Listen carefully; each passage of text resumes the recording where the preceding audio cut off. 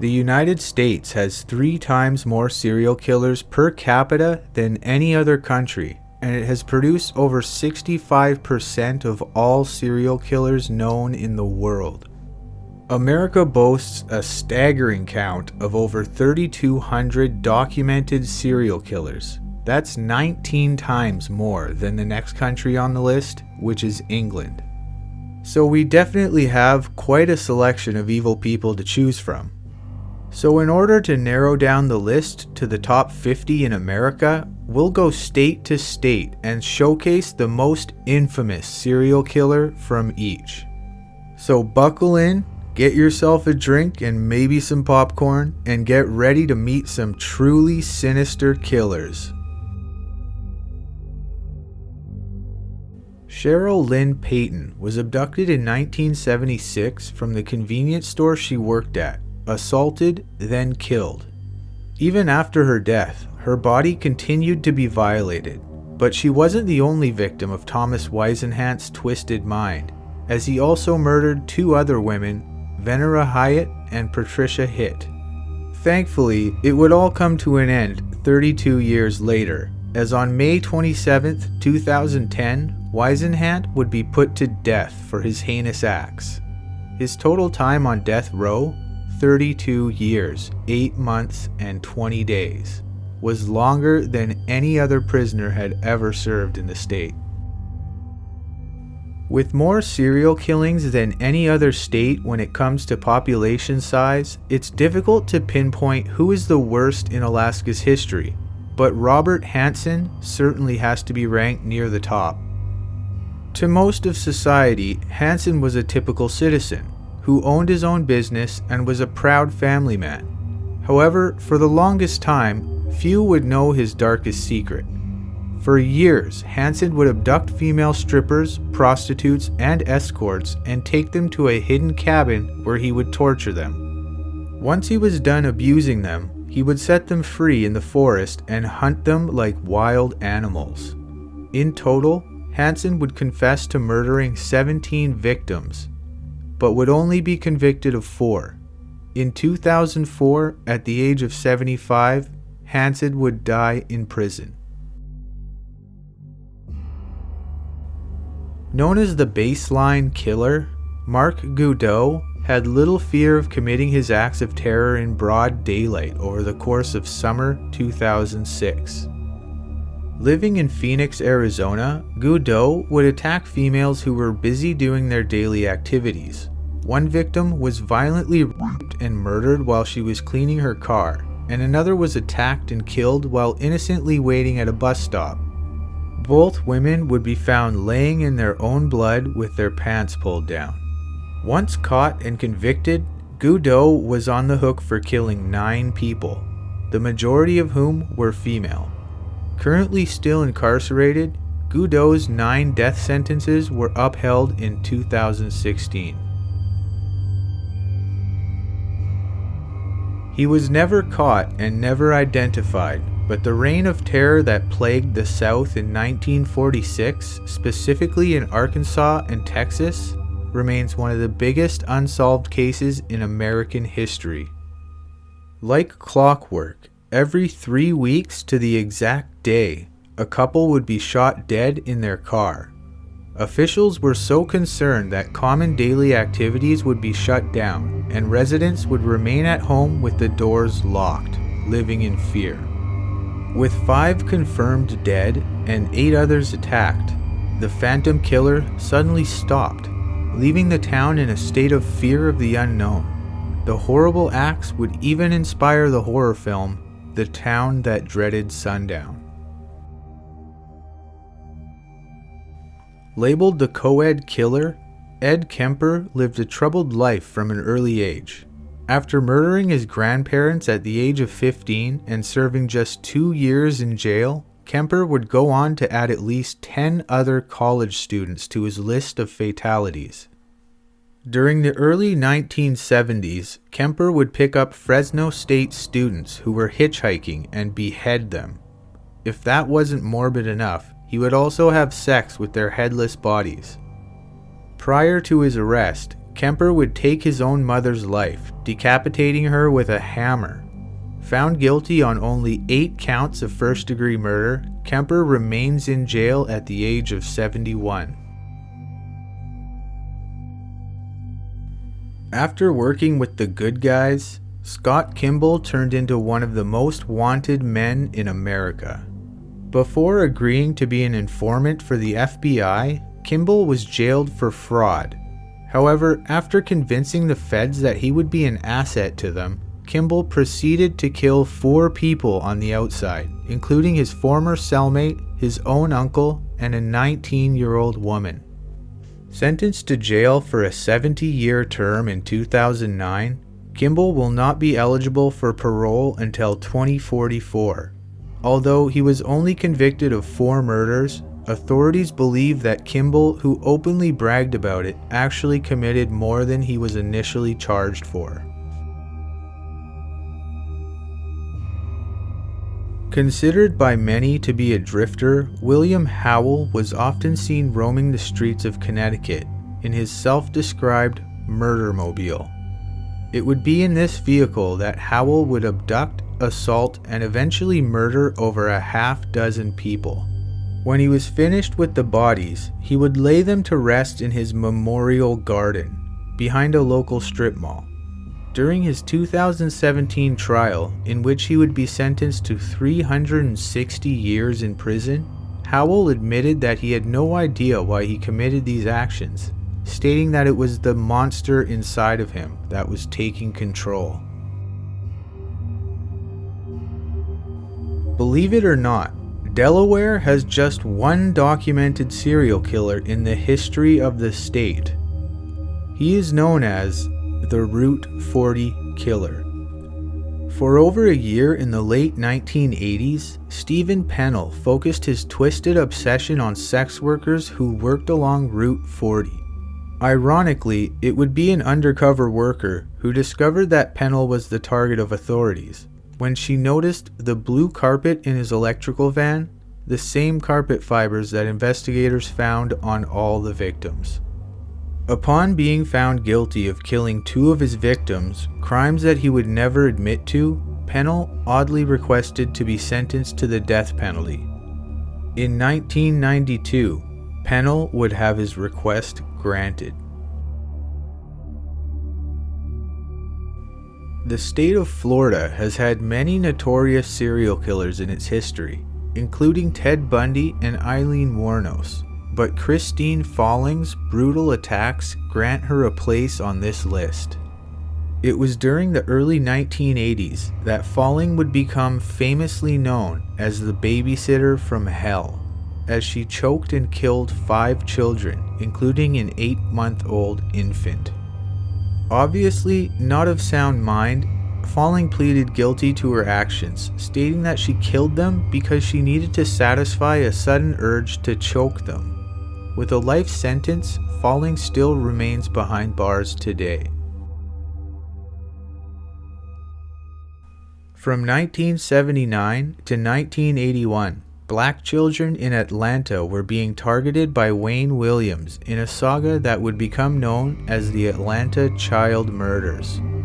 Working as a freelance photographer, Williams would be sentenced to jail for 2 unrelated murders and was never officially tied to the Atlanta child murders.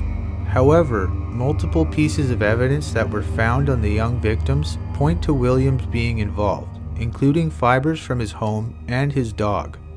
With close to 30 victims, some believe that the authorities just wanted to put the blame on someone, whereas others believe that the KKK was heavily involved. However, FBI reports show no relationship between the parties. Williams is currently serving a life sentence for the 2 murders that he did officially commit. Sand, surf, and palm trees. When one describes Hawaii, they paint a blissful, relaxing picture. However, in the mid-1980s, it was anything but for island residents, as 5 female bodies between the age of 17 and 36 were found along the shoreline. Although a suspect was never found, Officials strongly believe it was the act of a serial killer, as all the victims had their hands tied behind their backs and most were sexually assaulted. Despite the efforts of a police task force of up to 30 officers assigned to the case, it still remains unsolved today. Identified as Idaho's and potentially even the country's first female serial killer, Lyda Southard took the lives of 6 of her family members in the early 1900s. Charged with the murders of 4 former husbands, her brother-in-law, and her own 4-year-old daughter, Southard, or Lady Bluebird as she was known to go by, used poison to kill her loved ones. Believed to have murdered for life insurance purposes, Southard used flypaper arsenic as her weapon of choice. After being incarcerated and facing life behind bars, Southard would escape from jail and eventually be found dead from a heart attack. Ironically, Southard's body would be completely hairless as a result of unprotected exposure to arsenic. There are various reasons why people are afraid of clowns, and John Wayne Gacy is one of them. Working under the disguise of Pogo the Clown or Patches the Clown, Gacy would often perform at children's birthday parties during the 1970s. After luring his young victims away with promises of various jobs to earn money, Gacy would sexually assault his victims and then strangle them, all while wearing his clown costume. Gacy would be found guilty for 33 murders after the bodies were found buried underneath his house. In 1994, Gacy would face death by lethal injection. Most people assumed that Herbert Baumeister was your typical American man, appearing happily married with children. However, unknown to everyone, including his wife, Baumeister lived a secret life as he would often head out at night, trolling local gay bars and hooking up with young, unsuspecting men. It was unknown whether Baumeister engaged in relationships with these young men, but when they went missing, authorities would question Baumeister, eventually finding 11 bodies buried just feet from his home. Rather than facing jail time, Baumeister would take his own life. Although officially he did not commit any crimes in Iowa, Carol Cole's life was heavily impacted by his time growing up there. As a child, Cole would be a victim of child abuse from his mother, resulting in his hatred towards her and women in general. As he grew into an adult, Cole's hatred would turn into violence, and from 1948 to 1980, 13 women would be the target of his rage as he visioned his victims as his mother. After being sentenced to death, Cole did not appeal the decision, stating that it would be unbearable to stay here any longer. He was executed in 1985. His moniker was his MO. Known as the BTK Killer, Dennis Rader would bind, torture, and kill 10 victims between 1974 and 1991. As some criminals have been known to do, Rader enjoyed the chase by authorities, often leaving a clue at the scene as to his identity. Despite his horrific crimes, Rader appeared to live a relatively normal life, with a wife and 2 children, and ironically a degree in administration of justice. Currently serving 10 life sentences, Rader has avoided the death penalty as he committed his crimes before Kansas reinstated the death penalty in 1994. Although he confessed to 57 murders, Donald Harvey would only be convicted for 37. As a nurse's aide during the 1980s, Harvey would become known as the Angel of Death, as he would kill multiple patients while he worked in the hospitals. Believing that he was doing God's work by ending the life of terminally ill patients, Harvey would use a mix of cyanide, rat poison, and arsenic. Although he would receive multiple life sentences for his crimes, Harvey would avoid the death penalty, but justice would be served as he was beaten to death while behind bars. Known as the Voodoo Murders, the tale of Clementine Barnabet is filled with acts of voodoo and supernatural acts.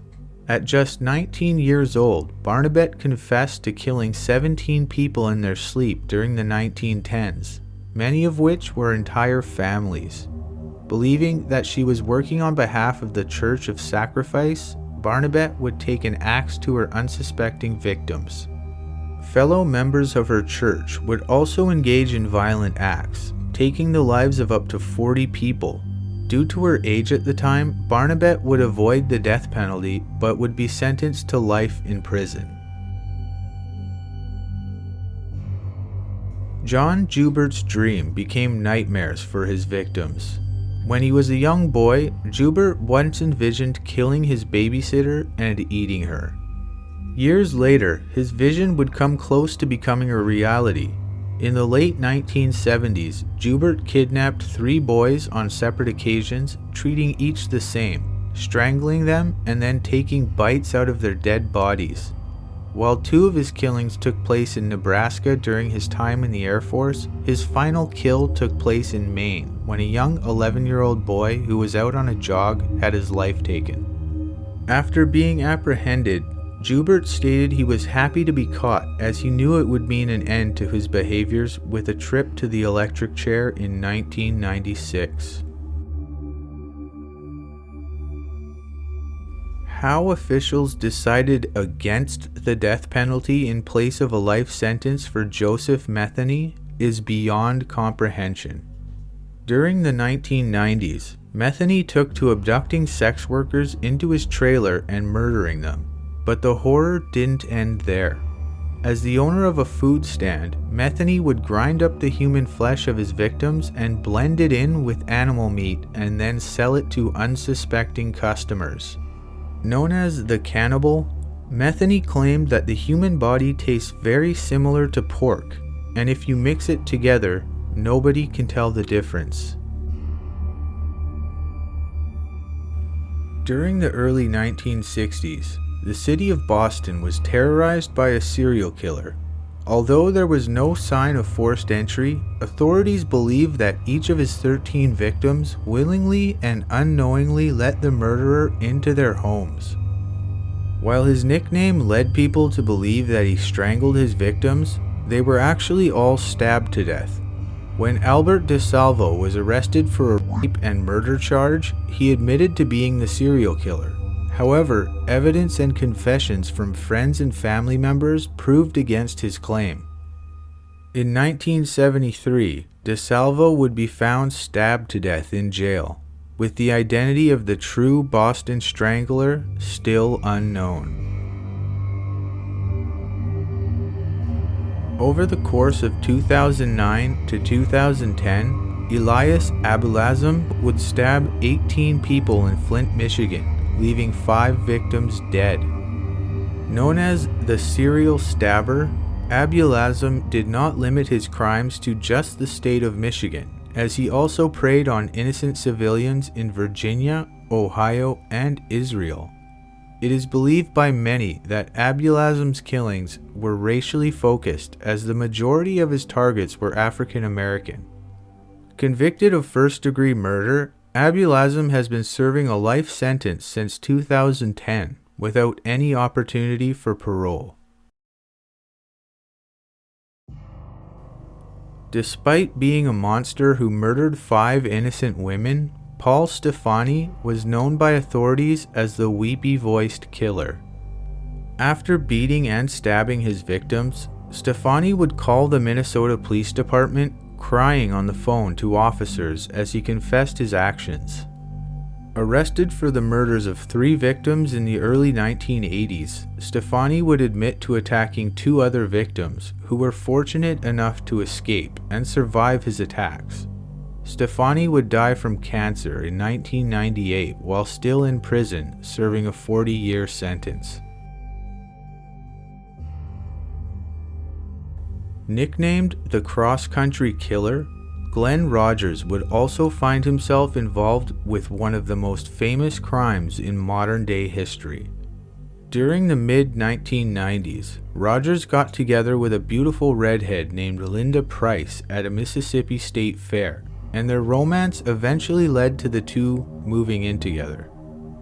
However, the bliss would be short-lived, as the day before Halloween, Price would be found dead in the bathtub and Rogers nowhere to be found. As time passed, Rogers would be tied to two similar murders, with his red-haired victims found dead in their bathtubs.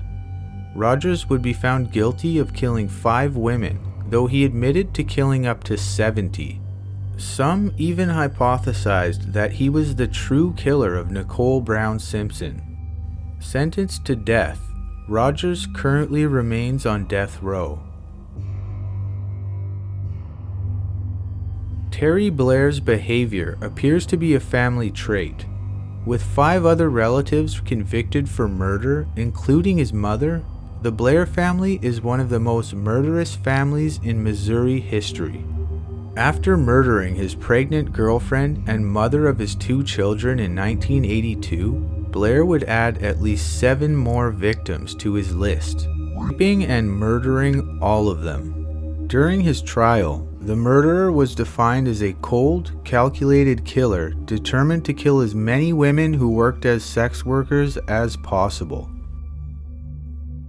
Thanks for watching part 1. Make sure to like and subscribe so you don't miss part 2 and all the other great content on the channel.